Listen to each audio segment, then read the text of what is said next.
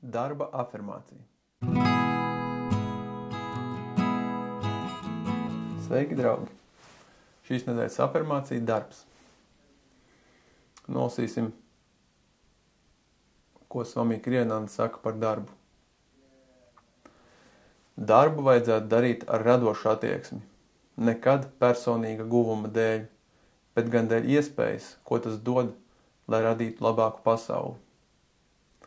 Tie, kas darbu dara ar nodomu par samaksu, dzīvo nākotnē. Viņi zaudē ieradumu dzīvot šeit un tagad, kur vienīgi atrodama patiesa laime. Darbu vienmēr vajadzētu darīt tik labi, cik iespējams, nevis pašapziņas dēļ, bet kā pateicība par bezmaksas dzīvības, saules gaismas, ūdens un gaisa dāvanu, un pateicībā vienkārši par Dieva doto spēju būt noderīgiem saviem līdzcilvēkiem. Un tātad kopā noskaitīsim afirmāciju. Skaļāk, klusākā balsī un tad čukstus. Un tad es nolasīšu visu afirmāciju, bet jūs atkārtojat pie sevis mentāli.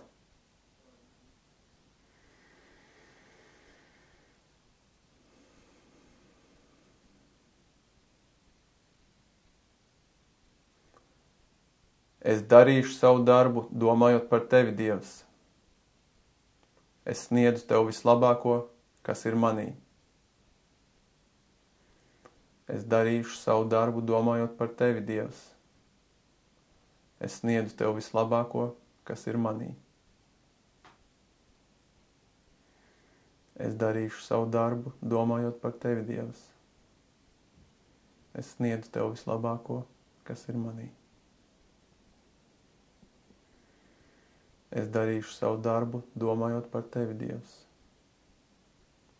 Es sniedzu tev vislabāko, kas ir manī.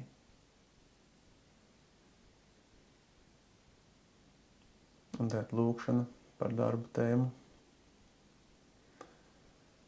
Mīļotais Dievs, kas tik brīnišķīgi radīja augstos sniegainos kalnus, skrejošās upes, krāsainās smaržīgās puķes, plašos, šūpojošos okeānus un tālās mirdzošās zvaigznes.